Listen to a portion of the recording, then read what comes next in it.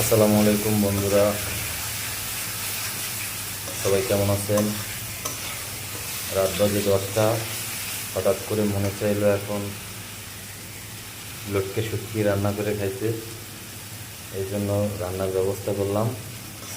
এই যে দেখেন, এখানে প্রসেসিং করে রাখছি, গাইটা গরম পানিতে ভিজে পরিষ্কার করে রাখছি। আর এদিকে মশলা তৈরি হচ্ছে।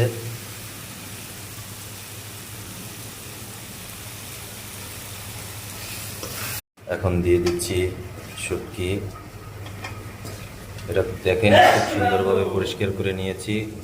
প্রথমে ভেজে তারপরে গরম পানিতে ভিজিয়ে রেখে তারপরে ভাত দেখে মনে হচ্ছে দারুণ হবে। এই যে এখন পানি দিয়ে দিয়েছি। এখানে কিন্তু 2টা আস্তা রসুনও দিয়েছি। দারুণ হবে আস্তা রসুন দিতে খেতে।